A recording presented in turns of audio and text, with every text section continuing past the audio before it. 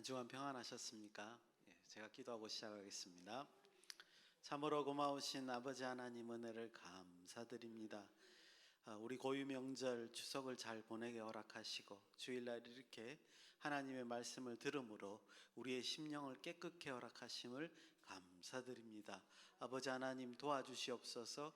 말씀이 들려질 때마다 우리의 심령이 새롭게 되며 하나님께 영광 돌리기에 부족함이 없는 우리 모두가 될 수 있도록 인도하시고 함께하여 주시옵소서. 예수님의 이름으로 기도드리옵나이다. 아멘. 명절 잘 보내셨습니까? 오늘은 출애굽기 30장, 내용은 짧습니다. 11절에서 16절 성전세에 관한 말씀을 좀 드리려고 합니다. 이 성전세가 이제 굉장히 짧게 기록이 되어 있는데요. 좀 의미가 좀 깊은 구절이 아닐까 이런 생각이 듭니다. 우리 25장을 한번 출애굽기 25장 조금 시간이 지났습니다만 기억을 하시면 성막 건조를 위해서 이스라엘 백성들에게 자원하는 헌금을 하나님께서 요구하신 적이 있습니다. 그리고 이제 나중에 이제 성전이 건축될 때 이 자원하는 헌금을 이제 보시게 될 텐데, 그러면서 이제 25장 2절에 기쁜 마음으로 내는 자, 이렇게 해서 그 사람들의 헌금을 받아서 성막 제조를 해라 이렇게 했던 그 자원하는 헌금, 그것이 또 하나님의 임재의 표시인 성막 제조의 시작을 알리는 점, 이런 점들을 우리가 같이 한번 묵상을 했었고, 그 의미도 또 다음번에 이제 성막 제조할 때 한번 이제 같이 살펴보시기로 하겠습니다. 근데 오늘은 또 다른 헌물인 성전세, 제가 이제 성전세라고 이름을 붙였는데요. 이유는 뭐냐 하면 이 성전세의 목적이 이제 정기적으로 그 성막의 유지와 보수를 위해서 헌금하는 것이기 때문에 그렇고요. 요 성전세는 금방 말씀드렸던 출애굽기 25장의 그 이제 자원하는 헌금과 좀 달리 약간 의무적이고, 또 이거는 지속적인 게 아니라 단회적입니다. 이따가 이제 다뤄보시겠습니다만, 백성의 숫자를 세리고 나면 그 수요대로 이제 헌금을 내게 돼 있습니다. 그러니까 단회적이고 이제 의무적인 그런 성격의, 그렇지만 이제 계속 지속되는, 한 번만에 이제 끝나는 건 아니고 이제 그 백성의 숫자를 세릴 때마다 이 성전세를 내는 것으로 우리가 이제 보여지는데, 그런 세금의 성격을 가지고 있습니다. 그리고 여기에 이제 우리가 조금 그 짧지만 의미 있게 보는 이유는 뭐냐면요, 여기에 덧붙여 있는 부가적인 목적입니다. 근데 제가 지금 부가적인 목적이라고 표현하는 것은 좀 그 의미를 명확하게 명시하지 않았다는 뜻에서 제가 부가적인 목적이라고 말씀을 드리지만, 사실은 이 부분을 더 강조해서 우리가 묵상해 볼 필요가 있다고 생각합니다. 그 부가적인 목적이 뭐냐면 이스라엘의 생명과 관련되어 있는 표현이 여기에 담겨져 있다는 겁니다. 그러니까 뭐라고 하냐면 생명의 대가를 위한 세금. 이 세금을 낼 때 너희가 질병으로부터 안전하리라 라는 말이 여기 지금 포함이 되어 있습니다. 그래서 이거를 이제 히브리어로는 이제 코페르라 그러거든요. 코페르라는 거는 이제 속전, 우리 속죄, 이런 의미를 가지고 있는데, 그래서 이제 이거를 속전세다 이렇게 부르기도 합니다. 그러니까 지금 오늘 30장 11절부터 16절에 있는 이 세금을 두 가지 이름으로 불러요. 성전세 혹은 속전세 이렇게 이제 부르기도 합니다. 그러니까 성전세라는 거는 아까 말씀드린 대로 이제 그 성소의 그 유지 보수를 위해서 사용되는 헌금이기 때문에 그렇고요. 그다음에 여기에 부가적인 목적으로 이게 생명을 속한다라는 의미를 담고 있기 때문에 속전세다 이렇게 부르기도 한다는 겁니다. 그러니까 이게 의미상으로 굉장히 이제 중요하다는 걸 여러분들이 이제 느끼실 수 있을 거라는 그렇게 생각합니다. 형식적으로는 성전세지만 내용적으로는 속전세에 해당되는 이 헌금이 도대체 어떤 의미이고 그 내용이 무엇인가, 이런 것들을 한번 이제 살펴보도록 하겠습니다. 특별히 이제 헌금에 대한 거, 그 다음에 헌금을 우리가 냈을 때 그 의미가 뭔가, 이런 걸 좀 묵상해 보려고 합니다. 오늘 본문 말씀의 시작인 11절을 보시면 이 성막 봉사에 쓰이는 헌금은 하나님의 명령으로 시작된다는 점을 우리는 좀 기억해 볼 수 있습니다. 이게 인간이 고안해낸 게 아니에요. 하나님이 명령하셨습니다. 근데 이거는 제가 생각할 때 굉장히 좋은 출발점이라고 생각이 됩니다. 이 헌금이 자체가 하나님의 계획 속에 있었다는 것이고요. 여러분들 우리가 신학적으로 전제할 때 이 말은 하나님이 선하시기 때문에 그 모든 계획과 뜻이 선하십니다. 그러니까 여러분 지금 이 성전세, 속전세는 굉장히 선한 의도로 시작되었다는 걸 우리는 이해를 해야 되고 본문을 해석할 때 그렇게 해석을 해야 됩니다. 두 번째, 그러다 보니까 이것은 분명히 우리를 위한 것이라는 거죠. 우리가 세금을 내는데 그 세금은 우리를 위한 것이다. 그 선한 의도가 여기에 담겨져 있다라고 우리가 규정할 수 있습니다. 하나님이 명령하셨다는 이유만으로. 그래서 저도 그 방향으로 묵상을 해보려고 합니다. 12절입니다. 제가 읽겠습니다. 내가 이스라엘 자손의 수요를 조사할 때 조사받은 각 사람은, 모두가 내는 게 아니에요. 조사받은 각 사람은 그들을 계수할 때 자기의 생명의 속전을 여호와께 드릴지니. 의미가 있죠, 그죠? 생명의 속전을 여호와께 드릴지니. 이는 그것을 계수할 때 그들 중에 질병이 없게 하려 함이라. 예, 우리가 조금 이해하지 못하는 여러 가지 문구들이 지금 함께 있습니다. 성전세를 내는데 그것이 왜 생명의 속전이 되는지, 또 그럼으로 인해서 왜 질병이 없게 하신다고 하는 것인지, 이런 것들을 이제 우리가 묵상을 해야 되죠. 이유는 정확하게 모르겠는데 히브리어를 보니까 이렇게 되죠. 코페르 나프쇼 이렇게 됩니다. 나프라는 말은 이제 네페시, 생명이라는 단어에서 온 거고요. 나프쇼, 맨 마지막에 오가 붙으면 그는 각자의 뜻이에요. 각자의 생명의 코페르라는 말이 속전. 그러니까 직역하면 각자의 생명의 속전, 뭐 속죄 이렇게 번역할 수 있는 그런 단어입니다. 그걸 위해서 지금 헌금하라 이렇게 돼 있고요. 1차 목적으로 뭐라 그랬냐면 그들 중에 질병이 없게 하려 합니다. 이렇게 지금 얘기를 하고 있습니다. 그러니까 오늘 이 본문 지금 읽은 12절의 본문은 뜻이 굉장히 분명해요. 생각보다 우리가 해석을 한 게 아니라 그냥 본문 속에 이렇게 돼 있죠. 하나님께서 그들의 질병을 없게 하도록 보호해 주시겠다. 뭐 하면요? 성전세를 내면.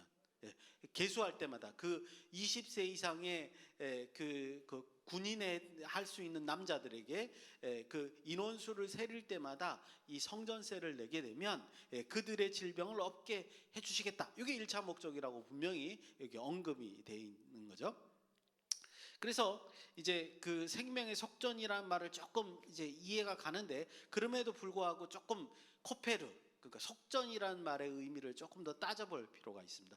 당연히 요거는 이제 여러분들 그 속죄제 할 때 속죄도 이 코페르하고 상관이 있거든요. 그래서 코페르라는 이 단어의 의미를 조금 더 살펴볼 필요가 있어서 제가 이제 찾아봤습니다. 그때 두 가지 의미가 있습니다. 첫 번째는 뭐냐면, 두 가지 의미가 있다 그러면 여러분들 이상하게 생각할 수 있는데요. 실제로 학자들도 그 제사법에 대한 용어들의 정의를 정확하게 알지 못해요.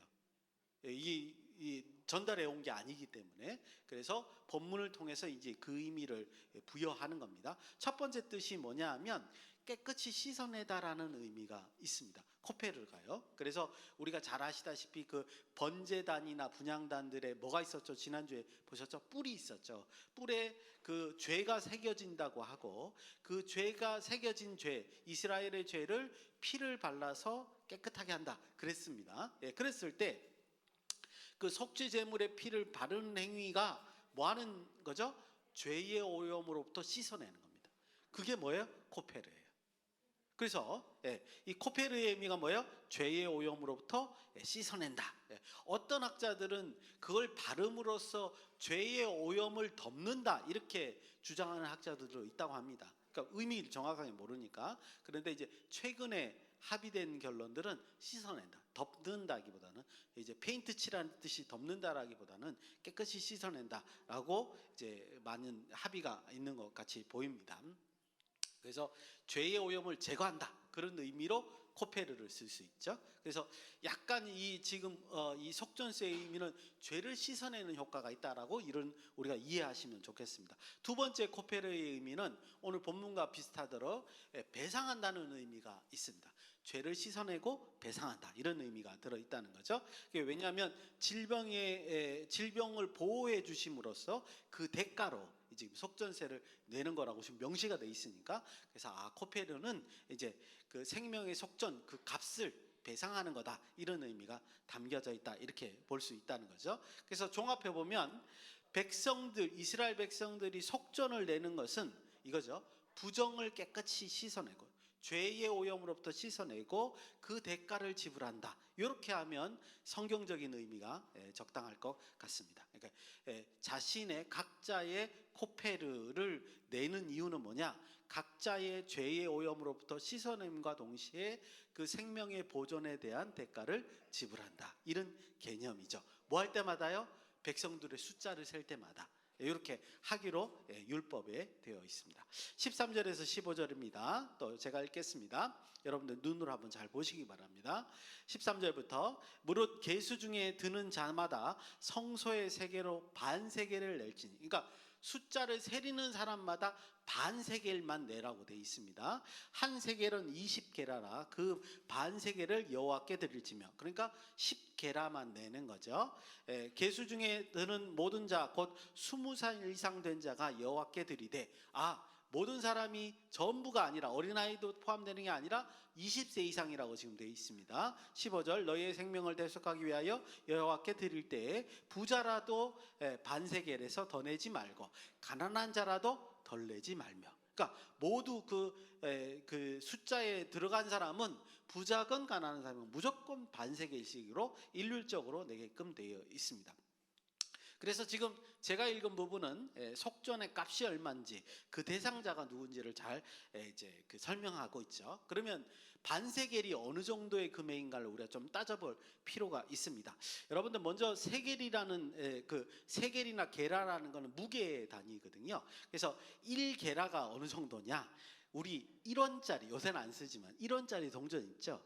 그 무게가 1게라입니다. 0.5g 정도 된다고 합니다. 그러니까 10게라면 5g 정도. 우리로 표현하면 동전, 100원짜리 동전 하나, 요 정도의 은을 내는 겁니다.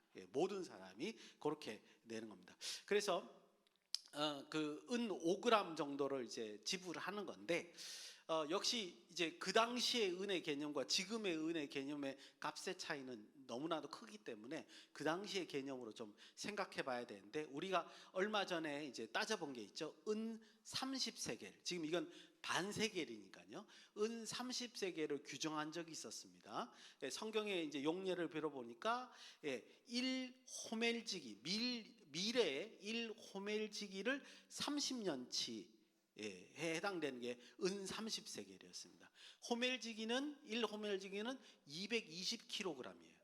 그러니까 220kg짜리를 30년 생산할 수 있는 양, 그게 은 30세겔이라 그죠? 그러면 반세겔이면 뭐요? 220kg짜리를 6달, 그죠? 반년치 생산할 수 있는 양입니다. 그러니까 은 지금 동전 100원짜리 무게를 그렇게 드리는 것이 그렇게 적은 양은 아닌 거예요. 어마어마한 양인 거죠. 반년치 노동값이다, 이렇게 이해하시면 될 것 같습니다. 호멜지기로 표현하면 2분의 1 밀 호멜지기 정도의 양이죠. 그렇게 우리가 그 금액이 얼마인가를 이렇게 산정해 볼 수 있습니다. 그 당시에. 그러니까 굉장히 양이 많아요. 적은 양은 아닙니다. 가난한 자가 쉽게 낼 수 있는 양은 아닌 거죠. 근데 여러분도 한번 생각해 보시는 게 좋은 게 뭐냐면, 이 당시에 지금 이 명령을 내릴 때 이스라엘 백성들에게 그게 부담이 됐겠냐 하는 거예요.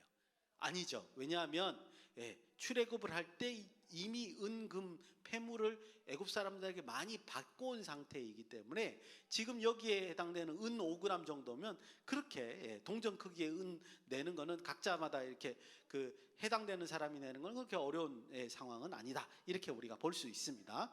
지불 대상도 금방 말씀드린 것 같이 14절에 20살 이상의 남자입니다. 여자나 어린아이는 포함도 되지 않고, 그래서 이 38장의 내용을 한번 추정해 보면 60만 명, 우리 알죠, 그죠? 출애굽기 12장에도 60만 명이 이제 돼 있으니까 60만 명의 이제 그 세렸을 때 그 수치만큼 이제 내는 것이다, 이렇게 우리가 살펴볼 수 있습니다. 그래서 이 부분을 한번 잘 생각해 보면요, 조금 더 우리가 묵상할 기회가 여지가 좀 남아 있습니다. 우리가 그냥 그럼 20세 이상의 남자들만 내지 그렇게 지나갈 수 있는데, 가만히 한번 생각해 보십시오. 목적 중에 하나는 물론 이 돈이 성막을 유지 보수하는 데 쓰긴 합니다만, 목적 중에 하나가 뭐였죠? 질병으로부터 보호한다, 그렇게 돼 있단 말이죠.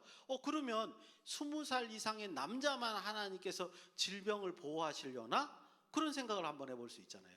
그렇죠? 그게 합당할까요? 그건 아닌 것 같아요.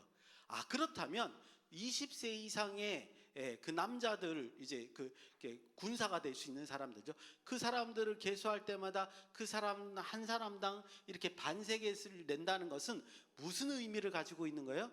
대표성을 가지고 있는 거예요. 그러니까 이스라엘 민족의 20살 이상의 남자가 대표적인 성격을 가지고 있는 것이고, 남자들에 해당되는 반세겔씩만 사실은 내지만 그 사람이 누굴 대표해요? 그 가정을 대표하는 거죠. 그랬을 때 하나님은 뭐야? 그 남자만 보호하는 게 아니라 모든 가정을 다 그 질병으로부터 보호하신다, 이런 의미를 가지고 있는 겁니다. 즉 이 반세겔은 20세 이상의 남자들만 내지만 뭐예요? 그 보호의 그 대가를 이제 대표한다, 이렇게 우리가 생각해 볼 수 있습니다. 16절 우리 한 목소리로 한번 읽어보겠습니다. 조금 더 확장된 의미가 뭔지요. 16절입니다. 같이 읽겠습니다. 시작. 너는 이스라엘 자손에게서 속전을 취하여 회막 봉사에 쓰라. 이것이 여호와 앞에서 이스라엘 자손의 기념이 되어서 너희의 생명을 대속하리라. 16절 마지막에도 이게 의미심장한 얘기가 달려져 있다는 거죠. 단지 이게 회막 봉사를 유지보수하기 위해서 감당하라, 그런 얘기만은 아닌 것 같다는 생각이 우리가 듭니다. 지금 속전세, 성전세를 어떻게 사용하라는 얘기가 명시되어 있습니다. 그러니까 성막의 유지보수에 쓰도록 한 세금이라는 거 분명히 돼 있죠. 근데 뒤에 있는 이 말씀 때문에 우리가 이제 함부로 생각할 수 없는 거죠. 너의 생명을 대속하리라 라는 그 16절의 마지막 구절을요, 히브리어 원문으로 한번 번역해 봤습니다. 직역을 한번 해보니까 뭐라고 되어 있냐면, 너의 생명을 대속하기 위하여, 이렇게 되어 있어요. 그냥 보호하는 수준이 아니라 나의 생명을 대속하기 위하여 라고 되어 있어요. 그래서 또 조금 더 번역을 제가 해봤죠. 16절을. 그러니까 16절 전체를 번역하면 이렇습니다. 그것이 이스라엘 자손을 위하여 여호와 앞에서 기억되게 하라. 너희 생명을 대속하기 위하여. 다시 한번요. 그것이, 그러니까 그 코페르, 그것이 이스라엘 자손들을 위해 여호와 앞에서 기억되게 하라. 코페르를 내서 여호와 앞에서 기억되게 하래요. 왜냐? 너희 생명을 대속하기 위해서, 이렇게 되어 있습니다. 즉 이거는 뭐냐면요, 이스라엘 백성들의 생명값을 은 반세겔로 지불하라는 명령인 겁니다. 백성들의 숫자를 세릴 때 하나님의 보호 가운데 이만큼 우리 민족을 확장시켜 주셨습니다, 이렇게 유지해 주셨습니다 라고 느끼는 순간, 그 생명의 대가를 가정 중에 20세 남자의 숫자들만큼 대표를 해서 하나님 앞에 반세겔씩 내는 것이 바로 뭐예요? 속전세라는 거예요. 여기 단순히 성막 유지 보수 비용으로 내라는 금액이 아니라는 거죠. 그러니까 여러분들 보세요. 반세겔이 작은 양은 아닙니다. 그죠? 작은 양은 아니에요. 그 반년치 노동값에 해당되는 양이 되는데, 그 양식값에 해당이 되는 양인데, 근데 우리 4인 가족을 해서 20세 남자들만 따지면 저희 집도 4식구인데요. 그럼 2명밖에 없잖아요. 그죠? 그럼 한 세겔 내는 거예요. 근데 그것이 뭐예요? 우리 가족 전체 생명의 생명값에 해당된다, 이런 뜻이에요. 지금 그렇게 지금 생명세, 속전세를 내야 된다, 이런 말씀을 하신 겁니다. 여러분들, 그러니까 이게 말이 되는 거래예요? 사실은 말이 되는 거래가 아니에요. 하나님의 은혜가 당연히 들어있는 그 세금을 내라고 하는 거죠. 그죠? 그래서 이제 우리가 생각할 수 있는 거는 뭐냐면, 왜 근데 기왕이면 우리가 이제 좀 속된지라 기왕이면 공짜로 그냥 생명을 보호해 주시지 굳이 헌금을 내서, 은혜는 다 좋은데 왜 굳이 이 많은 금액을 내서 생명값을 내게 하셨을까? 이거죠. 이 의미로 우리가 묵상을 해야죠. 왜 하나님께서는 굳이 명령을 하셔서 우리에게 생명세를 내게 하시고 그거를 통해서 또 성막을 유지하게끔 하셨을까? 왜 그렇게 의도하셨을까? 분명히 뭔가 이건 의도하신 것이다 이 말이죠. 그죠? 그러면 또 이제 생각을 해보면 됩니다. 성막이 이스라엘 백성에겐 무슨 의미일까 생각을 해보면 이 의미가 밝혀지죠. 성막이 뭐 하는 것이죠? 이스라엘 가운데 하나님이 좌정하셔서 임재하신다는 표시이고요. 그러니까 하나님과 함께 하신다는 그런 이스라엘 백성과 함께 하신다는 표시이고, 그 가운데 왜 좌정하고 계시는 거예요? 교제하기 위해서. 이스라엘 백성들과 하나님이 교제하기를 원하신다. 그런 강력한 의지의 표명이 바로 성막이라는 거죠. 굳이 성막을 지으시지 않으셔도 되는데 성막을 너희 가운데 짓겠다라고 하신 거는 내가 너하고 교제하기를 원해 라는 강력한 의지 표명이었단 말이죠. 그게 성막이었단 말이죠.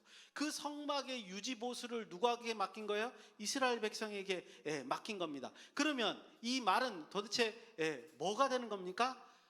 동참하라는 얘기예요. 하나님과 동행하는 걸 잊지 말고 그 의미에 동참해서 따라오라, 그런 거라는 거죠. 그러니까 이 세금은요, 사실은 뭐예요? 은혜예요. 세금을 내라 하는 것이 은혜예요. 무슨 이런 법이 다 있어요, 그죠? 돈 내라 그러는데 어떻게 은혜냐 이렇게 말씀하실 수 있지만 사실은 그런 식으로라도 하나님께서 이스라엘 백성이 참여하기를 원하신다는 거죠.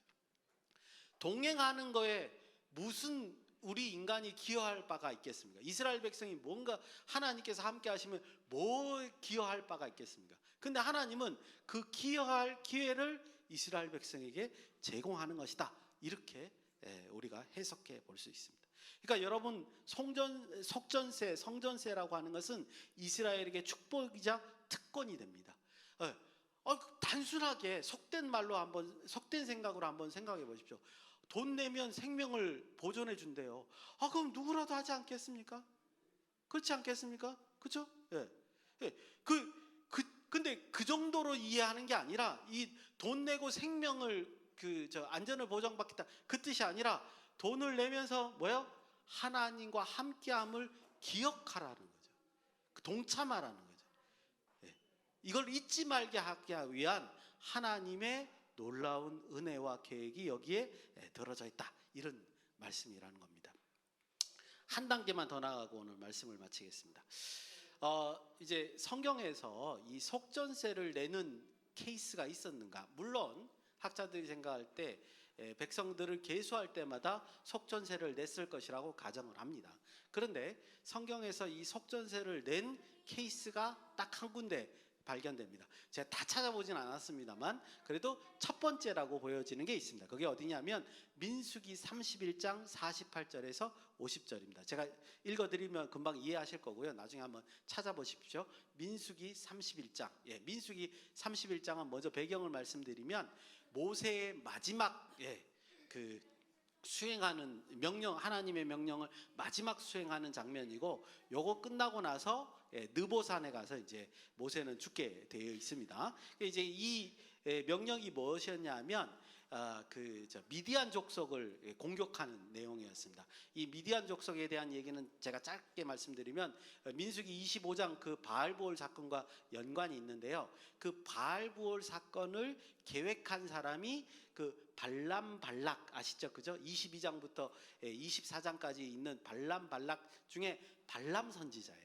발람 선지자가 꾀를 내 가지고 이제 바알보올 사건을 만들어는 어떤 계기가 되었는데, 그래서 하나님이 모세 보고 너 마지막 명령이다. 그 미디안 족속을 쳐라. 왜냐하면 민수기 25장은 광야 2세대가 1세대가 아니고요. 2세대가 처음으로 하나님 앞에서 우상 숭배하는 사건이거든요. 그래서 하나님이 그걸 용서치 않는 겁니다. 그래가지고 지금 이제 공격을 하는 여기는 이제 끝나고 이제 속전세를 내는 장면입니다. 제가 48절부터 50절 한번 읽어드리겠습니다. 군대의 지휘관들 곧 천부장과 백부장들이 모세에게 나와서 모세에게 말하되 당신의 종들이 이끈 군인을 계수한즉 우리 중에 한 사람도 충분하지 아니하기로 전쟁이 끝나고요. 진멸을 시켰는데, 근데 이스라엘 백성은 군사가 뭐요? 한 명도 죽지 않았어요. 이건 자체가 기적이죠, 그죠? 말도 안 되는 일이죠. 전쟁 싸움이 벌어졌는데 이스라엘 백성 한 명도 죽지 않았습니다. 계수를 해보니까 그렇다는 거예요. 우리 각 사람이 받은 바 금 패물 곧 발목걸이, 손목걸이, 인장 반지, 귀걸이, 목걸이를 여호와께 헌금으로, 그다음 중요하죠. 우리의 생명을 위하여 여호와 앞에 속죄하려고 가지고 왔나이다. 이렇게 돼 있습니다. 즉 여러분들 보시면 이게 뭐예요? 예, 그 계수를 하니까 아무도 안 죽었어요. 그래서 그 계수를 하면 금방 말한 대로 속전세를 내야 되니까 그 속전세를 위해서 지금 금 폐물들을 지금 가져와서 하나님 앞에 내는 실제 첫 번째 사례다, 이렇게 말씀드릴 수 있습니다. 여러분들 근데 보십시오. 지금 이 민수기 31장 사건과 지금 제가 앞에 말씀드렸던 이 출애굽기 30장의 공통적인 그 공통점이 있다면 뭐냐 하면요, 그거예요. 출애굽기 30장의 이스라엘 백성들은 애굽에서 나올 때 이미 은금 폐물이 있었고요. 그 다음에 민수기 31장에서 전쟁 이후에 이 군사들은 뭐요? 전쟁에서 승리하고 아무도 안 죽고 거기서 은금 폐물을 가져다가 지금 하나님 앞에 내는 거고요. 즉 이 말이 무엇으로 의미하고 있냐면요, 속전세를 내되 그 속전세를 내는 것 자체가 처음에 뭐가 전제하고 있다는 거예요? 하나님의 은혜가 전제하고 있다는 거예요. 이미 하나님께서 부어주신 것의 일부를 하나님 앞에 속전세, 성전세로 내는 거라는 거예요. 하나님은 없는 가운데에서 헌금을 내라 이런 말씀 안 하신다는 거예요. 그리고 지금 이 장면을 보시면, 민수기 31장을 보시면 뭐예요? 기적이 일어났잖아요. 전쟁을 했는데 아무도 안 죽었어요. 적은 다 전멸했는데 이게 말이 되는 거예요. 근데 여러분들 이 상황에서 그 탈취물을 가져다가 그 일부를 하나님께 속전세로 내면서 그 이스라엘 군사의 입장에서 한번 생각을 해보면 어떻겠어요? 그 기쁨이 말로 할 거 없죠. 그죠? 네. 그러니까 남의 걸 물론 이제 명령을 내려서 그 진멸했지만 탈취해 온 것도 있고요. 그 다음에 그것을 헌물을 하나님께 드리는데 이스라엘 백성 가운데 아무도 죽지 않았어요. 그런 경험한 사람들이 하나님 앞에 헌물을 할 때 어떤 기분이겠냐는 거죠. 말로 못할 것 같은 그런 기쁨과, 그죠? 만족감으로 쌓여 있을 거예요. 헌금을 했는데 오히려 본인들이 만족하는 거예요. 성경에 성전세를 내는 첫 번째 케이스가 이렇게 묘사되어 있다는 것을 우리는 기억하셔야 됩니다. 그래서 여기의 내용을 종합해 보면요, 전적으로 하나님의 은혜에 기반을 둔 세금이 바로 성전세다라는 걸 기본적으로 알 수 있고요. 그리고 그 하나님께서 이거를 이룩하신다는 뜻을 우리에게 표명하라는 것을 우리가 깨달을 수 있습니다. 명령으로 된 거니까요, 그렇죠? 그러니까 우리가 그런 기쁨에 참여하기 위해서 선한 의도로 하나님이 작정하셨다는 걸 우리가 깨달을 수 있다, 이 말이죠. 여러분, 하나님이 이렇게 허락하시지 않으면요, 우리 생명에 대한 대가를 지불할 수 없어요. 아시잖아요. 병원에 가서 얼마나 많은 치료 비용이 드는지 아시잖아요. 그래도 우리는 우리의 그 생명을 구할 수도 있고 구할 수도 없을 수도 있고 그렇잖아요. 그게 생명의 값인데 하나님께서 이렇게 약속하심으로써 우리의 생명의 안전의 값을 이렇게 대신한다, 이런 있을 수 없는 일이 우리에게 벌어지고 있다는 걸 우리가 볼 수 있습니다. 그래서 마지막으로 묵상하면서 말씀드리고 싶은 것은 뭐냐 하면요, 하나님 앞에 헌금하실 때는요 굉장히 중요합니다. 하나님의 은혜가 먼저 전제된다는 사실을 기억하시기 바랍니다. 절대 아까운 게 아니에요. 하나님은 주신 가운데에 그것을 우리가 인정한 가운데에 기쁨으로 하나님께 헌신하기를 바라시는 겁니다. 즉 하나님께서 원하시는 건 헌금을 받기를 원하시는 게 아니라 헌금함으로써 하나님의 그 기쁨에 우리가 동참하시기를 원하신다는 사실을 기억하시기 바랍니다. 여러분 헌금하실 때는 이런 마음으로, 이런 그 생각으로 하나님 앞에 헌물을 드려야 되는, 하나님과 동행해서 기쁩니다라고 헌금을 하셔야 된다는 거죠. 이 말씀을 기억하시면서 아주 짧은 얘기지만 이 말씀을 기억을 하시면서 한 주간 묵상하시고 하나님 앞에 영광 돌리시는 저와 여러분이 되시기를 예수님의 이름으로 축원드립니다. 기도하시겠습니다. 고마우신 아버지 하나님, 은혜를 감사드립니다. 우리의 마음을 인도하여 주시사 늘 하나님께서 주시는 그 은혜를 기억하고 기쁨으로 화답할 수 있는 우리 모두가 될 수 있도록 인도하여 주시옵소서. 예수님의 이름으로 기도드리옵나이다. 아멘.